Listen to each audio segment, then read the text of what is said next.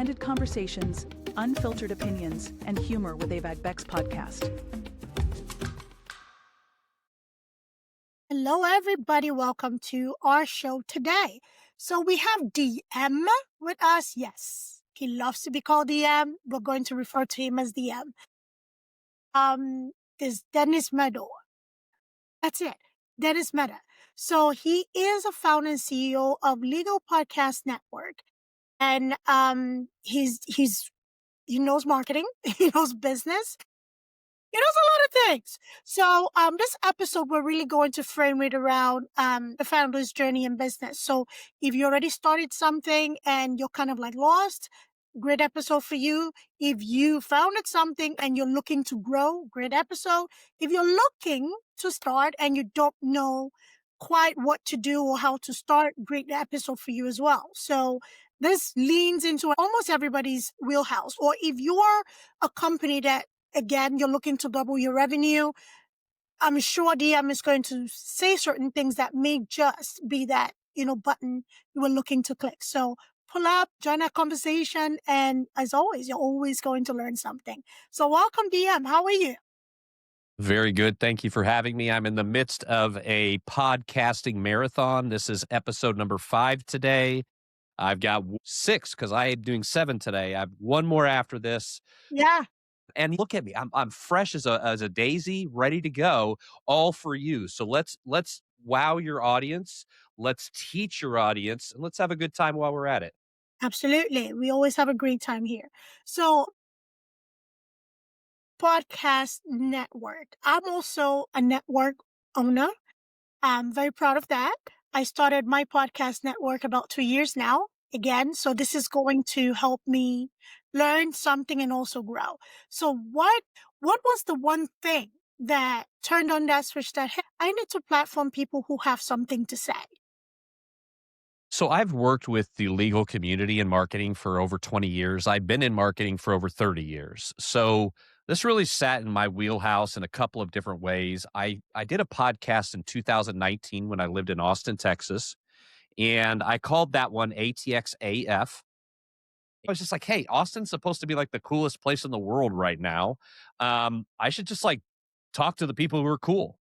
And so I started like interviewing musicians, chefs, artists, entrepreneurs, influencers. And what I noticed, obviously, I wasn't the only person in Austin doing a podcast about Austin, but very quickly, we were waitlisted waiting for people trying to get on our show and work with us. Because what I did was I was just like, I don't want to just have I just want to sit in the garage, grab 2 microphones, sit back with my buddy, drink a beer, and talk about stuff for an hour and a half a week.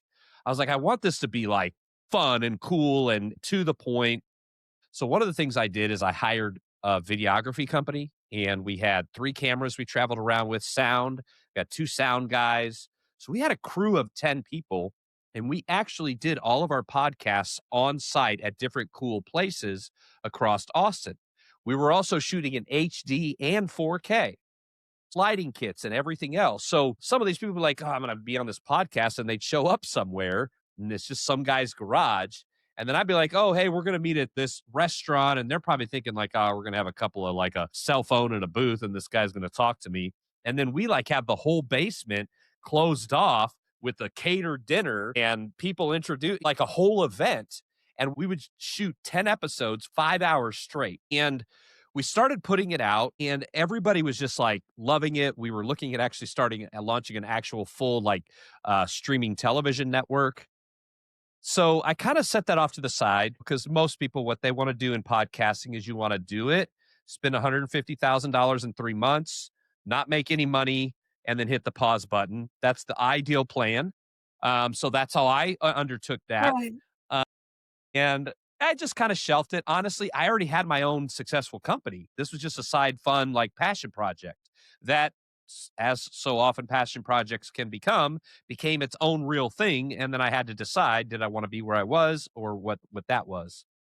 And my partner was just like, no, I can't do this anymore. You're like 24/7. If you're not running your business, you're doing the podcast stuff, you're going to events to meet people for the podcast, all you talk about is fine. So I put that to the side.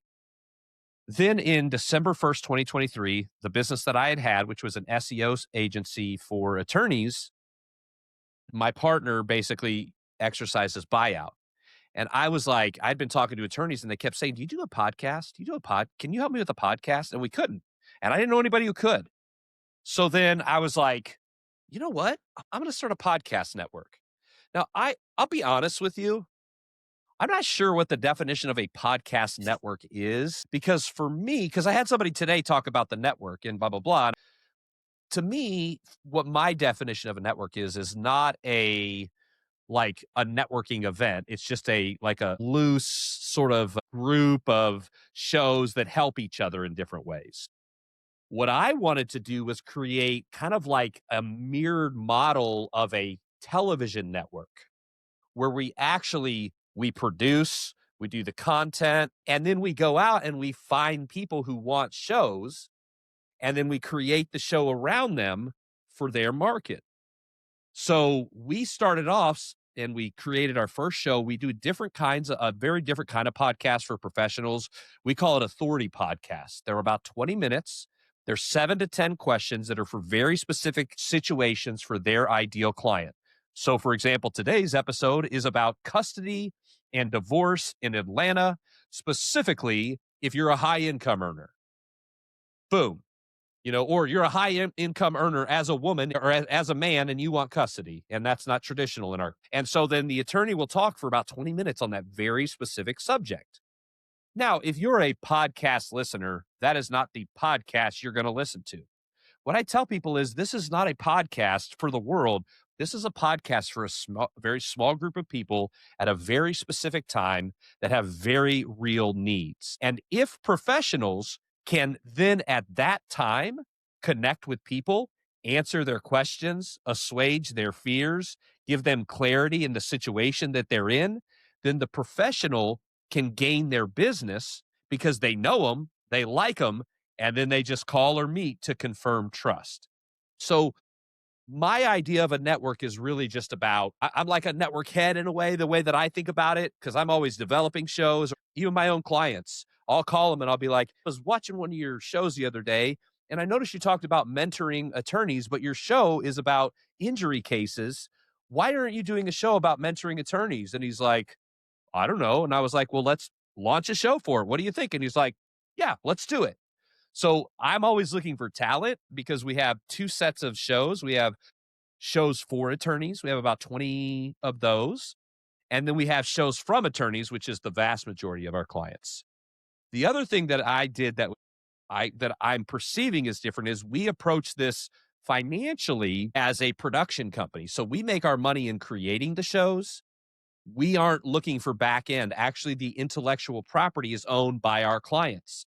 So although we're marketing and distributing and doing everything, it's all by permission in the original contract on their behalf. If our relationship ends, we give them all their content files and we step back and we go, okay, it's your show. So I've taken a little bit of a different approach based on working with attorneys as long as I have, based on their pain points, based on the things that I knew would cause friction from us growing at a good rate. And I basically just tried to create a system that enables us to be better, faster, with less friction. And we're constantly seeking to do that in our processes and everything. And even from just the beginning, when we first launched, and we launched doing well, when we first launched, we were doing 3 pieces of content for every episode. One video before the show they could distribute, one video when the show came out, and one video after for their social media. We have now evolved where we do 30 pieces of content per episode, 10 videos, 10 audiograms, 10 static.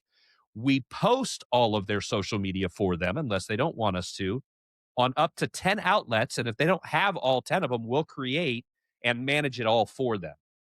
So we're content, production, editing video, distribution, marketing, and we do site content. So again, if you go to NBC and you get a show on NBC, they're going to market you. Hey, come check this out. Even though you might own some rights and get overrides throughout time. So that's the model, the mindset that I tried to have in creating a network. Beautiful. This always happens to me. People are no. like, I'm going to just riff questions. And then I No, no, answer and they're no, no. like, I now have It's 8 not listening questions. questions. No, no, no. I actually admire it because the reason I admire it is that when I started, that was the mindset that I started it with. And if you're bootstrapping and you have to kind of like balance everything, business is business. You're going to make mistakes. You're going to learn from it. However, when you start something, sometimes you're like, okay, am I biting off too much that I can chew? Right? But on the other end, the way that I'm structured is that I give people platform. I take care of everything else, but the intellectual property and the name of the podcast and everything that goes into it, it's basically on my shoulders and on my back. With monetizing, I'm not monetized at the moment. However, it's something that I'm considering because the people that I'm giving the platform to are really the next generation of leaders, I should say. So it's not really Mhm. niche, like you're niched with attorneys, you're niched down. Right. So my question to you is, what is the difference between what I'm doing, platforming people who either already have a platform, however small, or would do well with having a platform of their own, or focusing on professionals who have already established careers, like attorneys, and focusing on expanding their reach that way? Like, how would I approach them differently? You approach them differently, and what are the advantages and drawbacks of both? So, the people that aren't established that you think have a good voice, well, let me say this first of all. Number one rule in business for me is revenue. Until I have revenue in my mind, I don't have a business. Right. I have a charity or a hobby. No offense, but I'm just keeping it real, my friend. So to me, it was like, okay, I already know lawyers. So it wasn't like I was like 48 now, I guess a couple of years ago. So I'm 46 years old. I wasn't like, well, lawyers have money. Let's try that one. Like I already knew lawyers. I knew their pain points. I knew how they talk. I know how to talk to them, blah, blah, blah, blah. So that was an easy one given for me. But the issue that I found with people who aren't established and trying to help them is it's hard for them to understand the value that you really bring. Because when something costs nothing, it's worth 0. And so with my clients even, they'll pay a pretty decent amount of money to work with me and still not show up. So what we do is we have to do things like if you mix X amount in the contract time, then you get this charge. But if you make them all, we're going to give you this free product of worth $500. So we're like carrot and sticking everything. And so even people that are paying money every month, now our clients are like 94% on time or ahead. So it's not like a huge issue, but we were down into like the 70s at one time before we put this into place. And so I personally would have a hard time doing so unless I saw it as a charity. And that's why I said it that way. Like if I was like, listen, I want to empower the next generation with a new network. Well, I would use this network and my authority and my expert networks that are coming out next year. I would use those to fund that and write it off and make it a byline write off. But revenue is always first for me. So to me, I had to find a way to replace an income that I had built up that was a good income within 5 months. And it took me 6, but it took me 5 years being a partner. It took me 6 months by myself to replace the income.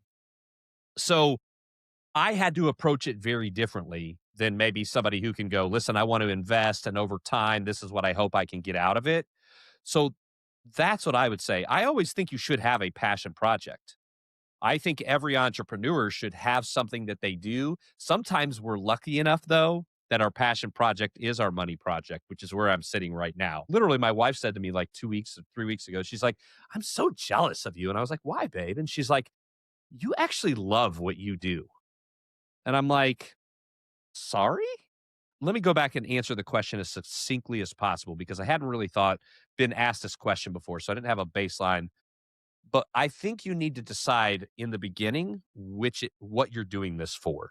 Yes. If you're doing it because you need to make money, then you need to be thinking of revenue first. If you're doing it because you want to make a difference, and you can make money and make a difference, and you Yes. can make a difference and make money, but you Yes. can make money a lot quicker than you can make a difference. Okay. And you see what I'm saying? Like, Yeah, yeah, so that's what I would yeah. be asking myself. Yeah, it's a bit of both, and I'm glad you put Yes, it that way. It's a bit of both. So I'm in healthcare, and also in the tech side of healthcare as well. It really started this. So I do host two podcasts, Abed Vex and On Shelling Medicine. So I really started the podcast in the podcast area for healthcare because a lot of my colleagues and even people I consider my mentor have a lot of value to offer. However, with their prestige, their wealth of knowledge and expertise. Healthcare professionals are the most skittish, shy people I've ever met.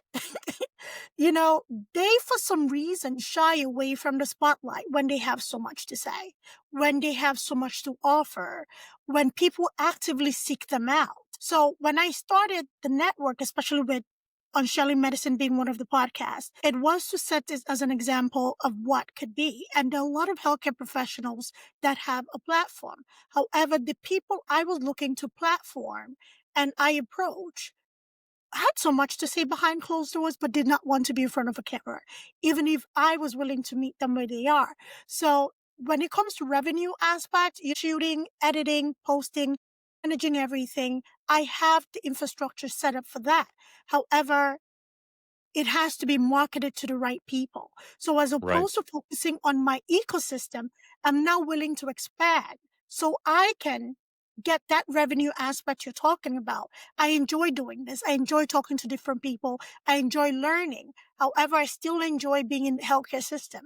So balancing both where it doesn't feel like a burden, where I can still enjoy what I do on both spheres and also be an example to the next generation of healthcare workers. It doesn't matter what area of expertise, that you too can do this. You too can share your knowledge. You too can go out there and be, the voice of the next generation. So that is kind of where I am. It's kind of like this teeter-totter sense. Yeah. Can I share with you what we do with our camera shy clients Okay. I would love to hear it. that we found helps? The more you can emulate a situation in which they're already comfortable, the more you can get out of them. So, what we tell our clients is we're like, I just want you to think of the camera as a client sitting across the desk asking you questions, a potential client, because most attorneys will say that's where they shine. When somebody comes in for a consult, they have that conversation. So most of our clients just sit behind their desk with the thing right now. Now, some of them are a little more set up, kind of like I am and things like that. Right. But we try to create a atmosphere as much emulates their strong suit as possible. The other thing that we've done is we provide a host for our clients, and our hosts are professional hosts. Matter of fact, we just put this on today. Our lead host, Mike Leon, he goes on CNN a bunch. And today he changed because he's coming on full time January 1st from whatever he was. And it said Anchor Dash, the Legal Podcast Network. So I guess this was yesterday. So all across the company, we're all like, look, we're on CNN. Like, this is great. But what Mike does, Mike's a host. He hosts and talks to people all the time. And I have 6 or 7 hosts, and I let them pick their host based on their sizzle reel, based on their comfort level. I have different ages, different ethnicities, different backgrounds. And they literally go in and go, that's who I want to work with. And if they're, let me try somebody else, they can try somebody else. And so our hosts become pseudo friends to our clients. And they're like, I just love Mike. I just love Chelsea. And it's just like, to them, they're just having a conversation with their friend like they would across the desk from a potential client, just answering questions. So if you find that your people that you're working with are uncomfortable, find where they're comfortable and do all you can to emulate that process. And then it just becomes natural for them. Thank you for that. That it makes so much sense because I too was camera shy. I know. Surprise, surprise. What? I too was very camera shy. To Yankee Stadium, I will flow. However, having a camera in front of me, I'm like, okay, no, this is not natural. So literally, shout out to Favor. my marketing friend Favor said, you know what, we're going to do this. Call me on FaceTime, put the phone on the side, and you're going to record this first episode. That is how I got over feeling like I was just talking to a camera or a screen or lens. It's not completely natural to create content outside of doing something like this. So thank you for that. And I'm definitely going to implement that. So when it comes to marketing, again, we start with our immediate ecosystem, and I'm stepping away from that so I can attract the right people who are willing. So Mhm. what you advise that I do, and anybody listening who may be thinking about going this direction as well? So this is kind of the core ethos of what we do. And I know that's kind of a synonym, but just stay with me. I'm trying to sound smart here. So what we do is we identify where we're going and build backwards from there. Most marketing emanates from who I am. Most marketing says, look at me. I am DM Meador. I have done this 30 years. I have worked with attorneys 22 years. I have taken 3 companies from less than $1 million to 3 to 5 million within 1 to 2 years. I am living on an island. Ha ha ha. You should work with me. That's marketing traditionally. But what authoritative positioning does is it says, okay, who's my client? This is who my client is. Okay, what are their problems? What are they like? What are the things they run into? What things are parallel around them? What are the things that keep them up at night that I can answer? And then I build everything around that backwards to me. And I love this illustration. You remember the mazes we got when we were a kid and you'd Yeah, like draw and then what was the easiest way to solve the maze? Do you remember? starting from the endpoint. Exactly. That's how marketing is done, my friend. Start at the end and work backwards, and you won't run into a bunch of dead ends along the Right. way. So I would say identify those people that you feel like number one, have the money, number two, have the desire, number three, have the ability. And three is always third. Don't start with ability, start with money and desire because ability can be cultivated. Like you said, you went from your friend forcing you to be on camera to being all smiles and great rapport with some dude on an island across the world, right? And you didn't jump there overnight. You didn't just go, okay, now I got it. I'm great at this. Like you got better and you got a little same thing. You know why I started on my 100 podcast guest Would love journey to this hear. year? I would love to hear. Because I was a pastor for 20. I can't say my name in less than 10 minutes. Right? So I had to learn how to create an arc of 90 seconds to 3 minutes to have a beginning and an end. I'm not on Joe Rogan, just yeah, man, I think, I had to learn how to actually cultivate this skill set. One of the things I watch back to the beginning of my podcasting and I'm saying every third word it's and I'm just oh my word, how did anybody even watch this podcast, let alone a couple thousand people? Fortunately, I said some words in the middle between them, but I didn't hear them. But I had to cultivate and Right. work and learn and grow, and so that's why I say they have the money, they have the desire, and they have the ability, or they're willing to learn. And if you can find those 3 things, then and here's the advantage that we have right now in podcasting. We're no longer fringe. We are forefront. We are forefront. Netflix is putting podcasts on there. Who else just signed a bunch of podcasts? But major streaming Amazon. services, Amazon is, Amazon, yeah, everybody's doing podcasts yeah. nowadays all of a sudden. I mean, I myself, we're launching 2 networks, streaming TV networks in January for legal. LPN Life for the lawyers and LPN Answers from the lawyers. And they're You put literally that just in respect with the medical community, with the LPN? no, it's just Legal Podcast Network. Okay. Okay. I mean, it's nurses. Nobody's Nobody fights for nurses, so whatever. I mean, I guess if I got to fight for my name, I don't know. Sorry. Sorry for having initials that mirror yours. I don't think anybody thinks when I stand up that I'm a licensed practitioner nurse or whatever. Well, you have to look for it. Go for it. Why not? Yeah.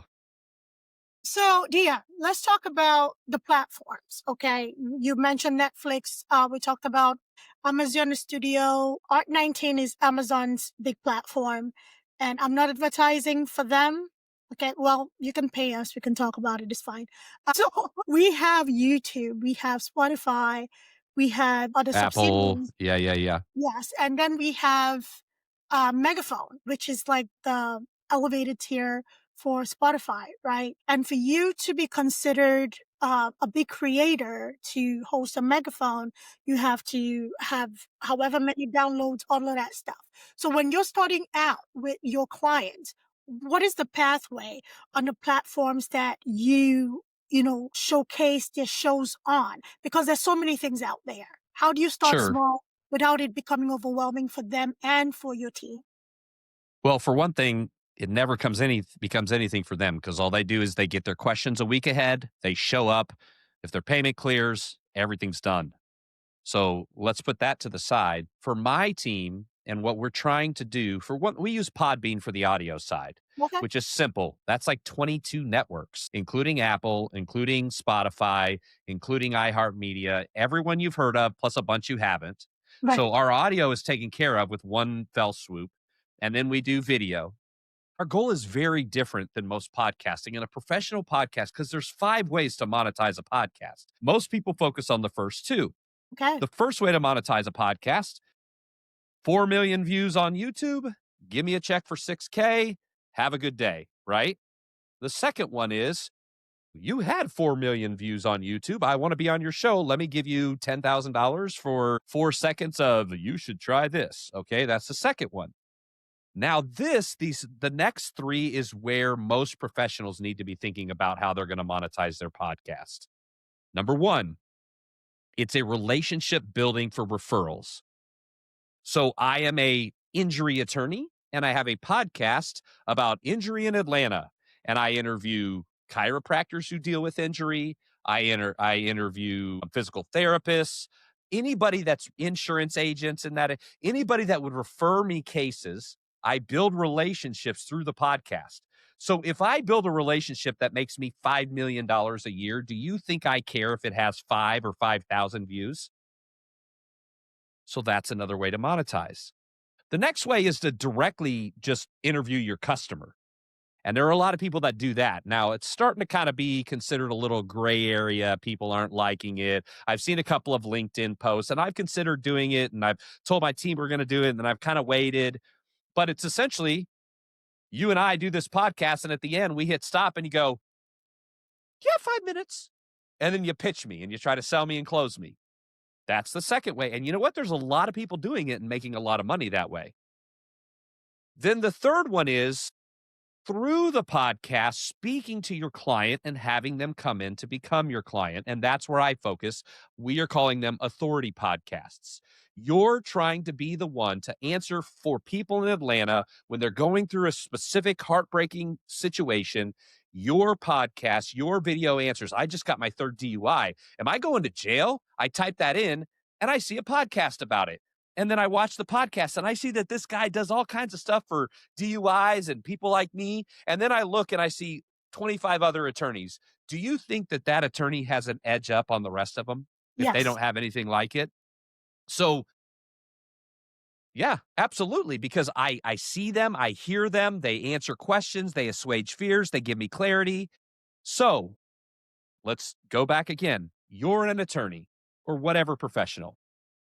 Let's say your average client brings you 10,000 fees, and that's a pretty conservative number to use, but let's just say $10,000. So let me ask you a question. Would you want video A? You're laughing, you're joking, you're not really talking about law, but people do know you're a lawyer. By the end of it, you get 5 million views. That's pretty impressive, right? Google sends you a check. Let's say it's 2K per M, or how are they, CPM? So 2K, 5 million, you got $10,000. And then Apple sends you CPM and theirs is lower. Let's say they send you a couple, let's say all told in, you get about 15K in the bank. It's not a bad podcasting gig. But I'm a lawyer. I charge $10,000 per fees. I get no customers out of it. I mean, these people are in Thailand and Michigan, and I'm in and I'm over in Portland, Oregon, right? So it's nice, but or would you rather have podcast B? I put my podcast out, only 50 people watch it, but 10 of them call me, 7 of them hire me, and I just made $70,000 versus $15,000. 50 views for 70,000 or 5 million views for 15K. All right, you're a businesswoman. You tell me, and I'll just leave it at that. I'd rather sell myself and have low views don't equal money. I think people need to understand that. You want relationship, you want to establish yourself and as an authority. So I'll pick the podcast that establishes me as an authority and I'm building those relationships and having those direct customers. Exactly. And every real business person understands that. They just haven't been presented it that way. And so I'm out here beating the drum of, hey, there's a different way to do this, everybody, just like I was back in the early 2010s with Facebook alternate monetization strategies. And so that is the focus of what we're trying to do for our clients. I like to say this. You know, attorneys will be like, and this is exactly what I tell them when they ask me this question. How do I go viral? I want to go viral. And I go, well, listen, if you want to go viral, let's go ahead and you need to learn to ride a unicycle while juggling law books, right off the end of a pier. I'll video camera it and you'll get your views. Won't get any customers though. So it's more than just the number. And yeah, like I said, we can get money from YouTube if we get up to that, you know, millions and millions. Do you know that only 1 out of every 1,000 videos even makes it to 1 million or more? How many videos have you made in your life? In my life or business-wise? Business-wise. Let's just say business-wise. Like for purposes of hoping to monetize it in some way. Yes. So yeah, business-wise, altogether the podcast, we average about 900 to 1,000 videos yearly. Okay, and that's short and Yeah. long? That's mostly long content. Breaking it up into short is about in the 5K range because we, just like you do, we put out about 20 short clips from an original content. Okay. So yeah, I mean, but you can see like, and what's your biggest viral video ever? Your biggest number? The biggest, we've gotten up to 78K on a video, and it was on multiple platforms. Go ahead. That video was talking about something grim, something that most people would not talk about, the state of healthcare in Nigeria. So that really hit a lot of nerve. So, yeah. Okay. So yeah, I mean, but think about it. You're making 1,000 videos a year, Yeah. right? Is that what you said? And you've been doing Yeah, this how many years? this will be the full, starting 2023. So this will be a full, Okay. So let's just use let's just say out of 3,000 videos, you've had one that hit 78,000, and yet you do this for a living. But if you only did the first monetization strategy, how much trouble would you be in right now? damn, you If don't you have were to waiting call for me checks out. from YouTube, no, I'm not calling you out because it's the same with me. Like we're in the same lane. We just have to accept the lane that we're in. Right. That's my point. My point is we're not trying to get graced from the YouTube gods for a little check. I'm going to use your vehicle and I'm going to drive wherever the fuck I want and I'm going to make money and I'm going to do well with it and I'm going to get Yeah. clients and I'm going to love it and I don't need your money. And you know what? If you go away, I'll just stick my stupid video on somebody else's network. Pretty much. But that's the mind frame we need to have with podcasting. It's not about waiting for the Apple gods to bless us or the YouTube gods to bless us. It's about communicating with the very people that we're trying to reach anyway. And instead of throwing money into the air, buying PPC, create evergreen, everlasting assets that in 5 years you can still get a customer from. I have a lot of attorneys. You know how we sign, a lot of attorneys will come to us and they'll be like, I was thinking about it. I saw your stuff and I was like, you know, I made a video on YouTube like 3 years ago. I've gotten like 4 cases out of it. And one case made me millions of dollars. And it was one video years ago. What if I did that consistently? And we're like, yeah, that's what we're trying to tell you. See, we could talk about this all day, but DM, I need your calendar and your consultation from you because I need to juice you. think you're too juicy. I need to get more juice out of you. So I think we don't have this conversation on this level. Most people don't talk about podcasting this way. Everybody thinks you buy a mic, you stick it in front of your face and you talk. So the way that you have actually structured it is very valuable for me. I don't know for who's listening, but for me at least, because there's been a lot of trial errors and figuring things out. However, when you meet people who actually care about doing this for the value add, it's very incredible. So if somebody's looking to work with you, DM, I want you to please let us know where we can find you. I know you're a busy man and you have something else coming up. Where can we find you? How do we get in contact with you? And how do we learn more about your network? So, two easiest ways. If you want to connect with me directly, right now, LinkedIn is where I hang out. It's my main digital language. Have me back on to talk about digital languages. That's my favorite thing to talk about. So you can do it tomorrow. I'm trying to hit 100. I need 3 more shows I've got to shoot before the end of business tomorrow. LinkedIn, that's my playground. Dennis, Dennis, last name Meador. I'm sure it's in whatever notes here. If you want to find out about my company, we put like our process, our deliverables, our team, our testimonials. So you can go check everything out you need to and then be like, hey, let's talk.